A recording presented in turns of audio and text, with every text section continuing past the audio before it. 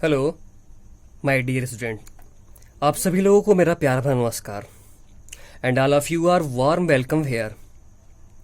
एक बार मैं फिर से हाजिर हूँ, मनीष कुमार, और आप लोगों के पढ़ाई के इस कारवा को आगे बढ़ाते हैं। तो हम लोग आज की क्लास में जो है जो टॉपिक देखेंगे ज़रा उसके बारे में बात कर लेंगे, क्या क्या हम लोग आज पढ़ने वाले हैं। सबसे पहले हम जानेंगे वैद्युत द्विध्रुव। वैद्युत द्विध्रुव यानी इलेक्ट्रिक डाइपोल, और सेकंड जो होगा हमारा वैद्युत द्विध्रुव आघूर्ण, जिसको हम लोग बोलते हैं इलेक्ट्रिक डाइपोल मोमेंट।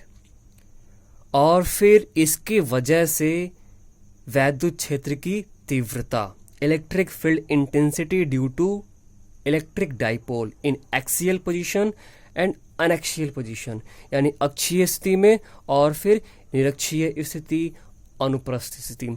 ये सारी चीज़ें क्या है आप बिल्कुल इजी वे में समझ पाओगे और कर पाओगे। अभी तो आपको बड़ा ही ऑड लग रहा होगा, but don't take any type of tension. आप आसानी से चीज़ों को सीख पाएंगे और कर पाएंगे।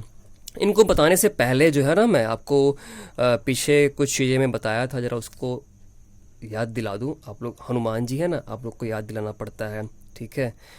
और तो वो चीज़ों को मैं ज़रा रिवाइज कर दूँ। क्या था भाई, जैसे हम लोगों ने पढ़ा था, कूलाम साहब ने बताया था, कूलाम के नियम के अकॉर्डिंग अगर दो आवेश हैं, एक Q1 है और एक क्या है Q2 है, जो परस्पर कुछ दूरी पर रखे हैं, तो इनके बीच बल। अब भैया आवेश क्या था, चार्ज क्या था, बता दूं। आवेश दो तरीके का मैंने बताया था, एक आपका बताया था धनावेश और एक आपका क्या बताया था, ऋणावेश। क्या बताया था, ऋणावेश यानी पॉजिटिव चार्ज और दूसरा नेगेटिव चार्ज, ठीक। और हम जानते हैं कि अगर प्लस प्लस हुआ या माइनस माइनस हुआ तो इनके बीच में क्या लगता है, प्रतिकर्षण बल लगता है, यानी ये रिपेल करते हैं। लेकिन अगर प्लस हुआ और एक माइनस हुआ तो इनके बीच में क्या होता है, आकर्षण बल यानी अट्रैक्शन फोर्स, आकर्षण बल कार्य करता है। सेम चार्ज होगा तो प्रतिकर्षण, यानी वो प्रतिकर्षित करेंगे। फिर चुंबक में देखा ना आपने, चुंबक आपका, चुंबकों में आकर्षण भी होता है और प्रतिकर्षण भी होता है। चुंबक में क्या होती है, ध्रुव होती हैं, उत्तरी ध्रुव, दक्षिणी ध्रुव, यानी कि नॉर्थ पोल और साउथ पोल, जिसको हम लोग NS बोलते हैं, N और S, ठीक है। तो जैसे वहाँ चुंबकों में देखा होगा, चुंबक आकर्षण प्रतिकर्षण होता है, ऐसे यहाँ पे भी होता है। प्लस प्लस होंगे, माइनस माइनस तो प्रतिकर्षण, और प्लस माइनस होंगे तो फिर आकर्षण, यानी इनके बीच में बल लगता है। बल कितना लगता है, इसी के बारे में कूलाम साहब ने बताया था, ठीक है, कि अगर दो आवेश हैं, Q1 है Q2 है, r दूरी पर रखे गए हैं, तो उनके बीच लगने वाला बल होता है F बराबर 1/4 पाई एप्सिलॉन नॉट K और Q1 Q2 upon R square. के मतलब कि अगर ये आवेश किसी परावैद्युत माध्यम में रख दिए गए हैं, डाइलेक्ट्रिक मीडियम, वो कौन कौन से होते हैं परावैद्युत माध्यम, जैसे अगर इनके आवेशों के बीच में कागज हो या कोई जल है, ठीक है, या प्लास्टिक है, रबर है, ये सारे परावैद्युत, यानी वो उनके लिए के होता है, वो मान दिया जाता है। तो इतना बल लगता है, ठीक, यानी वैद्युत बल जो आकर्षण भी हो सकता है या प्रतिकर्षण भी हो सकता है, इतना लगेगा, ठीक। साथ ही साथ हम लोगों ने आगे फिर बात की थी कि अगर कोई आवेश Q है, उसके कारण R दूरी पर वैद्युत क्षेत्र की तीव्रता, इलेक्ट्रिक फील्ड इंटेंसिटी E बराबर। अब ये वैद्युत क्षेत्र की तीव्रता क्या है, सिंपल सा कि यानी R, ये भी क्या होता है, बल ही होता है। यानी अगर कोई आवेश से R दूरी पर एक एकांक आवेश है, यूनिट चार्ज है, एकांक आवेश है, 1 कूलाम का चार्ज है, तो वो उस पर कितना बल लगाएगा, वही क्या होता है आपका वैद्युत क्षेत्र की तीव्रता, 1/4 pi epsilon not K Q upon R square. तो वैद्युत क्षेत्र की तीव्रता के बारे में, ये भी बल है, यानी न्यूटन पर कूलाम पर लगने वाला बल क्या होता है, वैद्युत क्षेत्र की तीव्रता, कि इससे कोई R दूरी पर एक कूलाम आवेश है तो कितना बल लगेगा। ठीक है, तो वैद्युत क्षेत्र की तीव्रता कोई बहुत बड़ी ऐसा नहीं है आपके दिमाग में होगा बन जाना चाहिए क्या है, मतलब है भाई क्या बल ही है, पर कूलाम पर लगने वाला बल।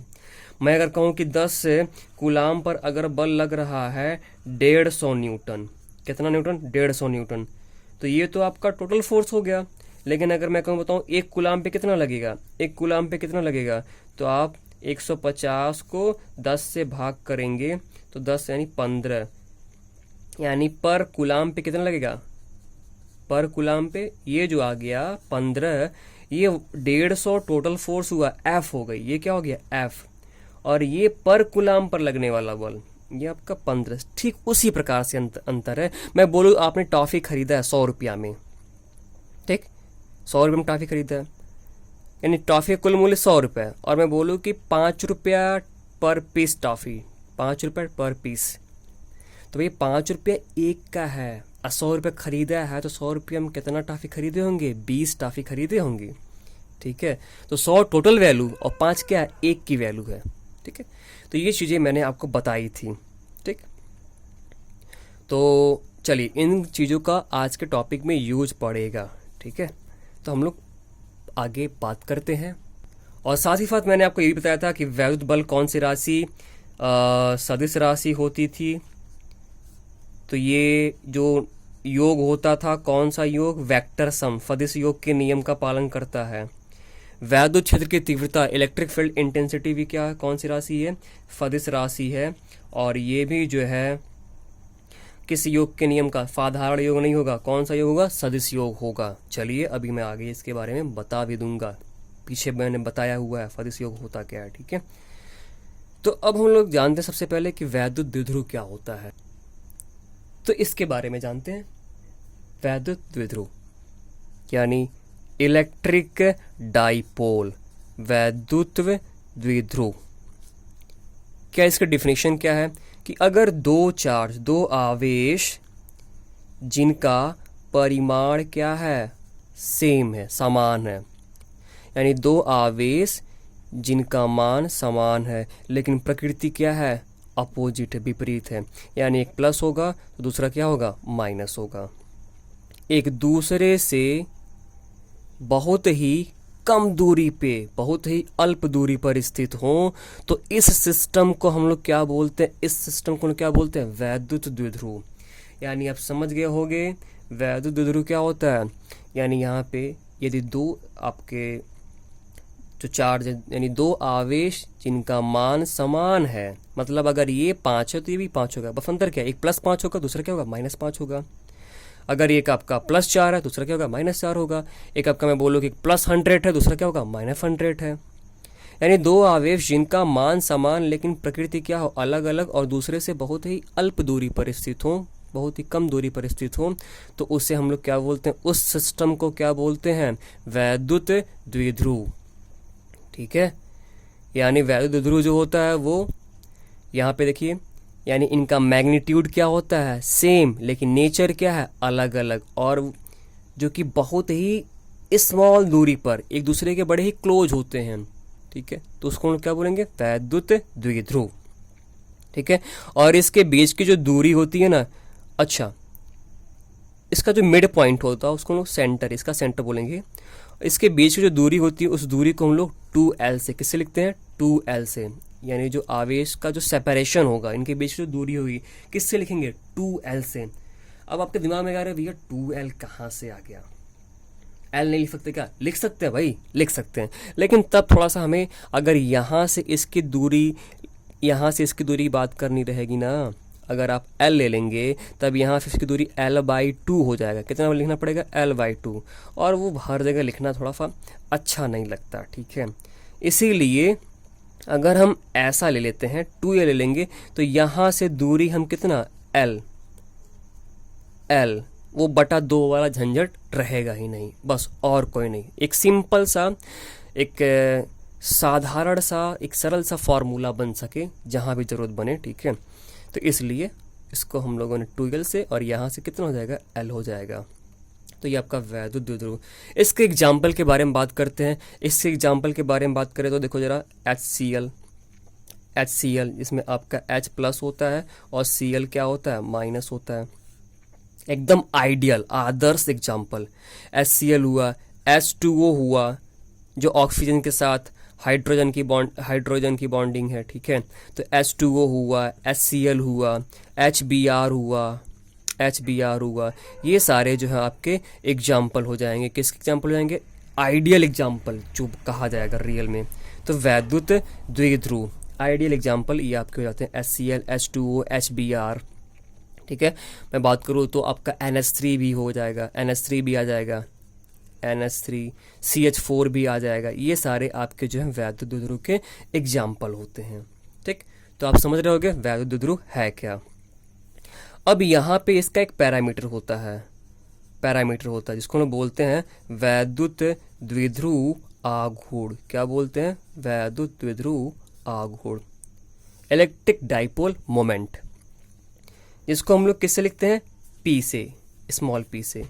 डिफिनेशन क्या होती है, यानी वैद्युत द्विध्रुव के एक आवेश और उनके बीच की दूरी के गुणनफल, इनके बीच की जो दूरी है, दूरी कितना, 2l, यानी वैद्युत द्विध्रुव के किसी एक आवेश और उनके बीच की दूरी के गुणनफल को क्या बोलते हैं, वैद्युत द्विध्रुव आघूर्ण बोला जाता है, ठीक है। यानी किसी एक आवेश और उनके बीच की दूरी के गुणनफल को क्या बोलते हैं, वैद्युत द्विध्रुव आघूर्ण, ठीक है। यानी ये इसका पैरामीटर है जिसको डिफाइन करा जाता है, तो वैद्युत द्विध्रुव आघूर्ण कहते हैं। ये राशि कौन सी है, अगर मैं कह दूं ना तो कौन सी राशि है, सदिश राशि है। कौन सी राशि है, वेक्टर क्वांटिटी है, ठीक है। इसके मात्रक के बारे में बात करें तो इसका मात्रक होता है, आवेश का मात्रक होता है कूलाम, और इनके बीच की दूरी है, दूरी का मात्रक क्या होगा, मीटर, तो मात्रक क्या होता है, कूलाम मीटर, ठीक है। और अगर बीमीय सूत्र के बारे में बात करूँ तो आवेश का होता है, आवेश का AT होता है, क्योंकि आवेश का मात्रक एम्पियर सेकेंड, एम्पियर को A से, सेकेंड को T से, AT, और इनटू दूरी जो होती है, दूरी का मात्रक मीटर, और मीटर को लिखते हैं L से।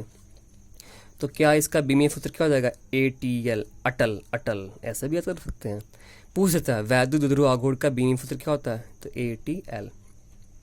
राशि कौन सी है, सदिश राशि है। इसके डायरेक्शन के बारे में जान लेते हैं। दिशा क्या होता है, हमेशा ही, जैसे अगर ये प्लस है और ये क्या आपका माइनस है, तो वैद्युत द्विध्रुव की दिशा जो होती है माइनस से किधर होती है, माइनस से किधर होती है, प्लस की तरफ, किधर होती है, माइनस से प्लस की तरफ। यानी ये आपका वैद्युत द्विध्रुव आघूर्ण सदिश राशि है और दिशा हमेशा किधर, माइनस से प्लस। अगर आपका ऐसे मैंने बना दिया, ऐसे अगर द्विध्रुव बना दिया, दिशा दिखानी हो तो किधर दिखाएंगे, इधर दिखाएंगे, नहीं सर, हाँ सही, यानी क्या, माइनस से प्लस की ओर, यानी किधर बनेगा, ऊपर की ओर। और अगर ऐसे बना दिया, माइनस क्यू प्लस क्यू, अब दिशा दिखाना है तो माइनस, बोला ना, माइनस से प्लस की तरफ, यानी ऐसे बनाएंगे P की दिशा, और किधर बन रहा है, नीचे की तरफ। अगर ऐसा बना दिया, ऐसा बना दिया, दिशा बोला ना माइनस से प्लस की तरफ, यानी अगर ऐसे बनाएंगे तो किधर, दाईं तरफ, इस केस में बाईं तरफ, इस केस में नीचे, इस केस में ऊपर। तो ये आपका रहा वैद्युत द्विध्रुव, और फिर आपने बात किया वैद्युत द्विध्रुव आघूर्ण के बारे में, ये चीज़ें क्या है। उम्मीद करते हैं आपको चीज़ें समझ में आ रहा होगा। अगर समझ में आया तो आप इसे ज़रूर लाइक भी कर दिया करें, लाइक करने में आपका कुछ जाता तो नहीं है, ठीक है, तो लाइक ज़रूर कर दिया करें, और अपने अन्य साथियों को शेयर कर दिया करें ताकि उनको भी इसका लाभ मिल सके, ठीक है। और उनसे भी बोल दीजिएगा कि आप वो बेल वाली नोटिफिकेशन बेल जो है वो दबा दे, ताकि आपको जब भी वीडियो में डालूँ तो आपको मिल जाया करे जो है, ठीक है। और मैं आपको बता दूं कि आप 100% बेस्ट चीज़ें सीख रहे हो, ठीक है। ज़रा सा भी कहीं पे भी कोई दिक्कत नहीं आएगी, कोई परेशानी नहीं आएगी, ठीक है। आप सीख पाएंगे, कर पाएंगे, उसकी रिस्पॉन्सिबिलिटी मेरी है। चलिए जी, तो ये रहा वैद्युत द्विध्रुव और वैद्युत द्विध्रुव आघूर्ण के बारे में बात हो गई कि क्या है, ठीक। तो अब देखिए जी कि वैद्युत द्विध्रुव क्या है, आवेशों का सिस्टम है। किसका सिस्टम है, आवेशों का सिस्टम है। अब जहां आवेश होंगे वहां पे क्या होगा, वैद्युत क्षेत्र होगा। क्या होगा, वैद्युत क्षेत्र, इलेक्ट्रिक फील्ड होगा। या फिर चुंबक होता है तो उसके चारों तरफ क्या होता है, उसके चारों तरफ कोई चुंबक है, उसके चारों तरफ चुंबकीय क्षेत्र है, तो आवेश है तो वैद्युत क्षेत्र है। और वैद्युत क्षेत्र होगा तो हमें क्या निकालना होता है, वैद्युत क्षेत्र की तीव्रता निकालनी होती है कि वैद्युत क्षेत्र की तीव्रता क्या होगी। ठीक है, तो अब आपसे एग्जाम में बोल देगा भाई वैद्युत द्विध्रुव में क्या है, आवेश है, चार्ज है, अभी जैसे कि मैंने बताया यहाँ पे। तो बोल देगा वैद्युत द्विध्रुव के कारण वैद्युत क्षेत्र की तीव्रता का व्यंजक प्राप्त कीजिए, वो भी दो कंडीशन में। दो कंडीशन में, वो कंडीशन कौन कौन से होंगे, वो कंडीशन होंगे, एक आपका मैं बता दूं तो एक होता है अक्षीय स्थिति और एक क्या होता है, निरक्षीय स्थिति। जरा इसको मैं क्लियर कर दूं। वैद्युत द्विध्रुव जो है यानी एक आपका अक्षीय स्थिति, अक्षीय स्थिति, और एक आपका निरक्षीय स्थिति, निरक्षीय स्थिति। ठीक है, निरक्षीय स्थिति को और क्या बोल सकते हैं, अनुप्रस्थ स्थिति, अनुप्रस्थ स्थिति, या क्या बोल सकते हैं, लंब समद्विभाजक स्थिति। क्या बोल सकते हैं, लंब समद्विभाजक स्थिति, यानी एक्सियल पोजीशन। क्या, एक्सियल पोजीशन, एक्सियल पोजीशन और अनएक्सियल पोजीशन, या ट्रांसवर्स पोजीशन। कौन सा पोजीशन, ट्रांसवर्स पोजीशन। इसका मतलब क्या है, देखिए जरा, ये आपका वैद्युत द्विध्रुव अगर है, एक प्लस हो क्यू होता है और दूसरा क्या होता है, माइनस क्यू होता है, ये इसके बीच का ये सेंटर होता है। ठीक है, ये इनको मिलाने वाली रेखा है। ठीक, तो अगर आप वैद्युत क्षेत्र की तीव्रता जो निकाल रहे हैं, वैद्युत क्षेत्र की तीव्रता, अगर इनको मिलाने वाले वो बिंदु, जिस बिंदु पे निकाल रहे हैं, जिस बिंदु पे निकाल रहे हैं वो बिंदु क्या है, इनको मिलाने वाली रेखा पे, चाहे इधर हो और चाहे इधर हो, यानी जिस बिंदु पर आप वैद्युत क्षेत्र की तीव्रता ई निकाल रहे हैं वो बिंदु इनको मिलाने वाली रेखा पर ही हो। क्या हो, इनको मिलाने वाली रेखा पर हो, तो उसको हम लोग क्या बोलते हैं, अक्षीय स्थिति। क्या बोलते हैं, अक्षीय स्थिति। लेकिन अगर ये आपका प्लस क्यू और एक क्या आपका माइनस क्यू, ठीक, ये इसका सेंटर, अगर वो बिंदु क्या है, इनके लंब समद्विभाजक पर है, मतलब जो इस पे लंब भी होगा, लंब भी होगा, और इसको समद्विभाजक माने दो बराबर भागों में बांटे। ठीक है, मतलब चाहे बिंदु यहाँ हो, यहाँ हो, यहाँ हो, यहाँ हो, और चाहे यहाँ हो, चाहे यहाँ हो, चाहे यहाँ हो। अगर ये यहाँ पे आप बात करेंगे तो ये क्या कहलाएगा आपका, निरक्षीय स्थिति। क्या कहलाएगा, निरक्षीय स्थिति। तो आपको चीज़ें क्लियर हुई होंगी कि अक्षीय स्थिति का मतलब क्या है और फिर निरक्षीय स्थिति का मतलब क्या है।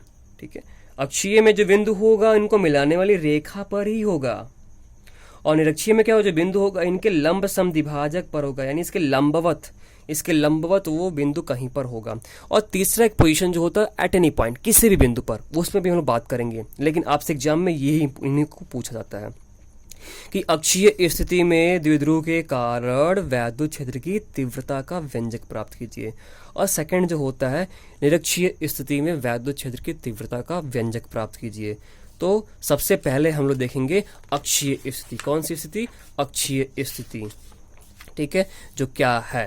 ठीक, तो इस डेरिवेशन को बताने से पहले मैं आपको एक बार फिर से बता दूं कि जो फॉर्मूला यूज होने वाला है और आप बड़े आसानी से कर पाएंगे। मैंने आपको क्या बताया था कि अगर कोई भी क्यू आवेश है तो आर दूरी पर उसके वजह से वैद्युत क्षेत्र की तीव्रता का फॉर्मूला क्या होता है, कितना वो एकांक आवेश पर बल लगाएगा, जिसको वैद्युत क्षेत्र की तीव्रता कहते हैं भाई, 1/4πε0 के Q upon R square. Q मतलब वो आवेश और आर मतलब उस आवेश से उस बिंदु की दूरी, तो ये हमारा फॉर्मूला है। ठीक है, तो देखिए ये आपका एक वैद्युत द्विध्रुव हो गया,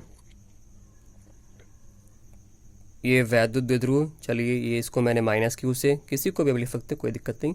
ये आपका प्लस क्यू हो गया, और ये इनके बीच की जो डिस्टेंस दूरी हो गई, और ये सेंटर ओ हो गया। टोटल दूरी की अगर मैं बात करूँ, टोटल दूरी कितनी होती है, टोटल दूरी जो होती है कितनी होती है, 2l। कितना होता है, 2l। सेंटर से अगर इसकी दूरी बात करें तो कितना हो जाएगा, l, और इससे कितना हो जाएगा, l। अरे भाई टोटल अगर 10 है तो यहाँ से कितना होगा, बिल्कुल बीचों बीच में है ना, तो यहाँ पे 5 और ये भी क्या होगा 5। तो ये आपका द्विध्रुव हो गया। हमें कहाँ पे बात करना है, एक आवेश ये हो गया, एक आवेश ये हो गया। अब हमें बात करना है कहाँ पे, अक्षीय स्थिति में। अब चाहे इधर बना लीजिए चाहे इधर बना लीजिए, यानी चलिए मैं इसको पूरा ही बना देता हूँ, ठीक। ये आपका द्विध्रुव हो गया, यानी इसके अक्षीय स्थिति में इसके सेंटर से कितनी दूरी पर, क्योंकि जो भी दूरी नापी जाती है कहाँ से नापी जाती है, सेंटर से नापी जाती है। सेंटर से r दूरी पर कोई बिंदु P है, और जहां हमें क्या निकालना है, वैद्युत क्षेत्र की तीव्रता निकालनी है कि इसके वजह से वैद्युत क्षेत्र की तीव्रता क्या होगा, ठीक। तो अब यहाँ पे एक ही आवेश तो है नहीं, दो आवेश हैं। तो देखिए, यानी ये भी यहाँ पे वैद्युत क्षेत्र की तीव्रता उत्पन्न करेगा और ये भी करेगा। दोनों का पता करेंगे, उसके बाद दोनों को जोड़ देंगे। जोड़ने का नियम क्या होगा, साधारण योग नहीं होगा। कौन सा योग करेंगे, सदिश योग करेंगे। चलिए परेशान नहीं होइएगा, अभी क्या है आप बड़े आसानी से समझ पाएंगे। तो हमारा एक सिंपल सा रोड मैप बताता हूँ, यानी ये वाला भी यहाँ पे क्षेत्र लगाएगा, ये वाला भी क्षेत्र लगाएगा, फिर दोनों क्षेत्र को साधारण योग नहीं जोड़ना ही है, लेकिन कौन सा, सदिश योग कर देना है। तो पता करते हैं भाई, प्लस क्यू के कारण, किसके कारण, प्लस क्यू के कारण जो है पी पर, कहाँ पर, पी पर वैद्युत क्षेत्र की तीव्रता, पी पर वैद्युत क्षेत्र की तीव्रता, जिसकी वैल्यू को हम लोग E1 से, किससे लिखते हैं, E1 से। E1 बराबर फॉर्मूला 1/4 पाई एप्सिलॉन नॉट के रहेगा, ही रहेगा, ले लेते हैं के। अच्छा आवेश क्या है, Q, अब बटा दूरी। अब बात आ गई दूरी का, तो इससे दूरी कितना होगा, ये मेन पॉइंट हमारा है, ठीक है। तो जरा इसको मैं आपको क्लियर करूं कि ये दूरी कितनी होगी, इसको मैं अलग से दर्शाता हूं कि इससे दूरी देखिए, यहाँ से लेके यहाँ तक R है और ये यहाँ तक कितना है, L है।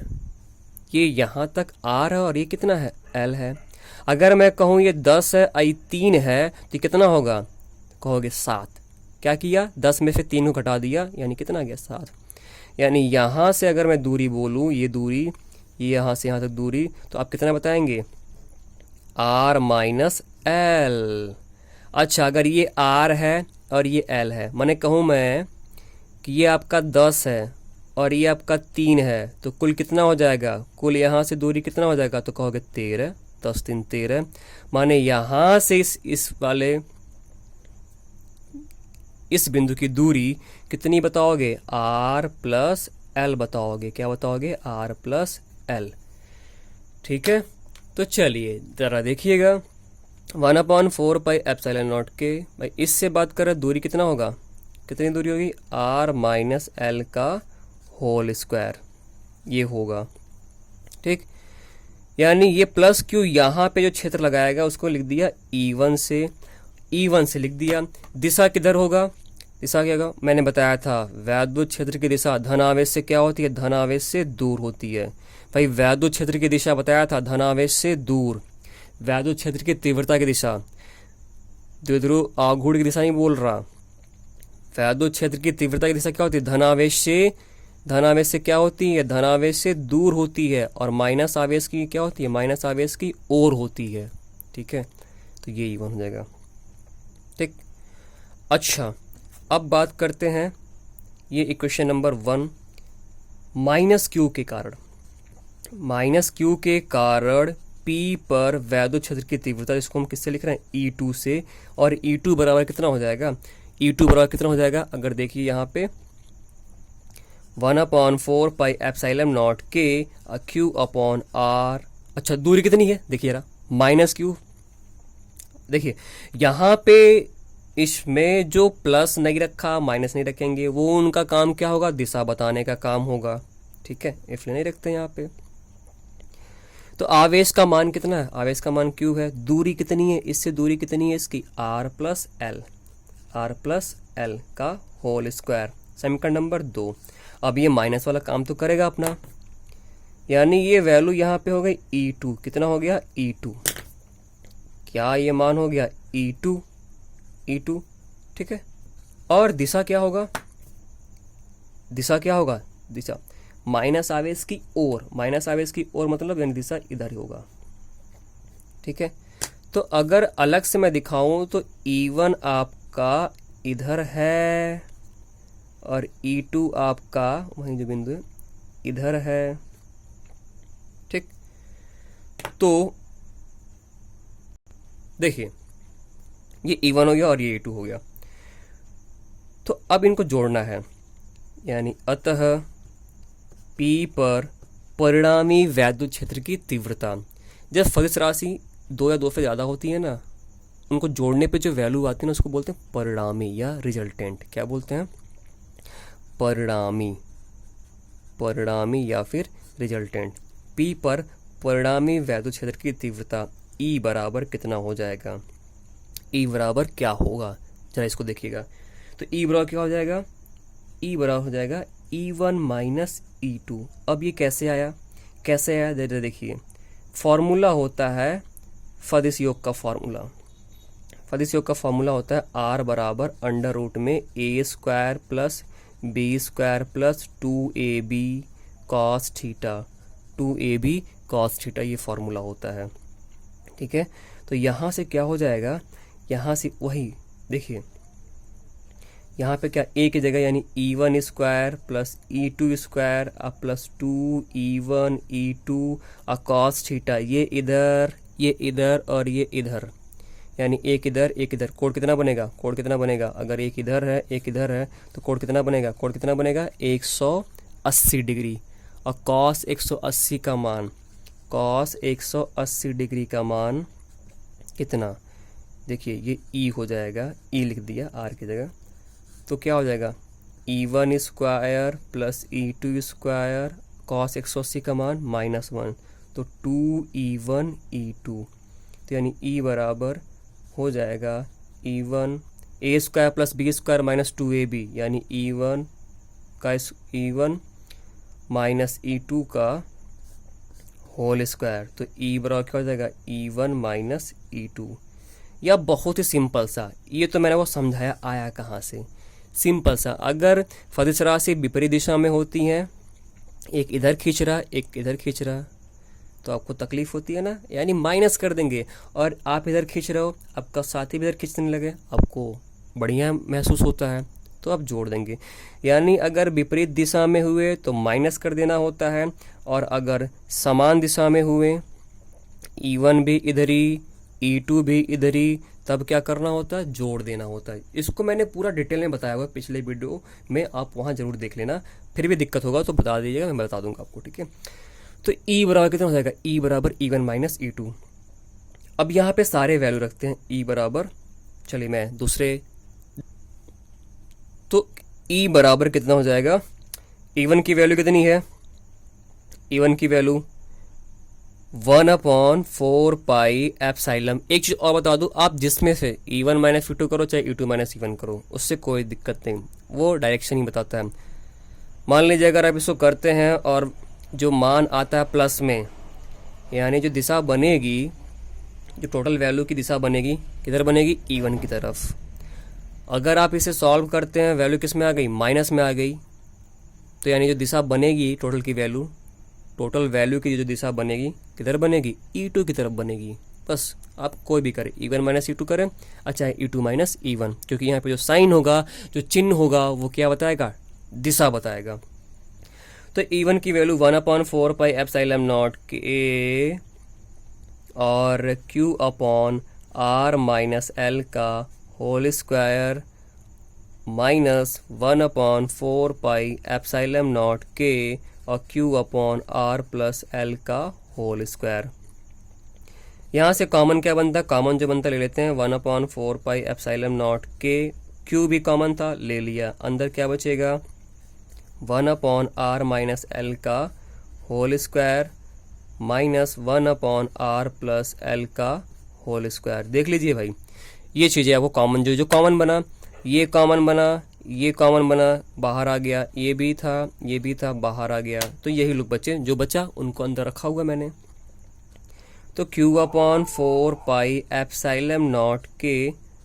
और देखिए अब ये इनको हल करना तो इनका एलसीएम ले लेंगे, यानी r माइनस एल का होल स्क्वायर और r प्लस एल का होल स्क्वायर, एलसीएम ले लिया।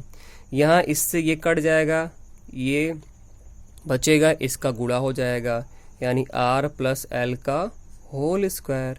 यहाँ इससे ये कट जाएगा, इससे गुणा हो जाएगा, यानी r माइनस एल का होल स्क्वायर। ये चीज़ें आ जाएंगी। अब देखिए q upon 4 pi epsilon naught के, और अब इसे हल करते हैं।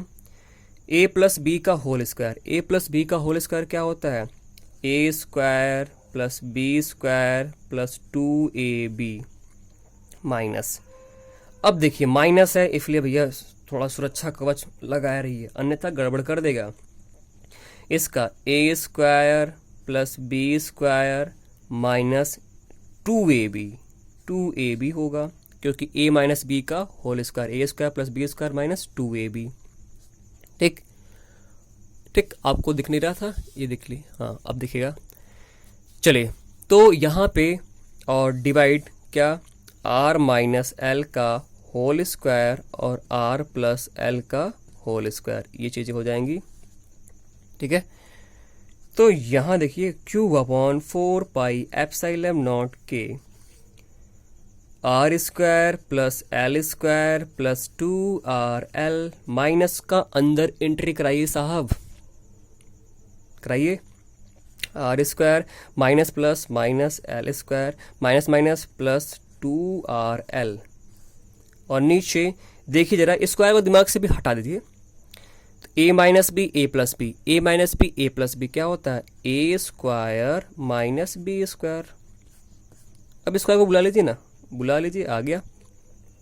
ठीक है, a माइनस बी और a प्लस बी क्या होता है? a square minus B square, और लगा दीजिए जो स्क्वायर था तो आ गया।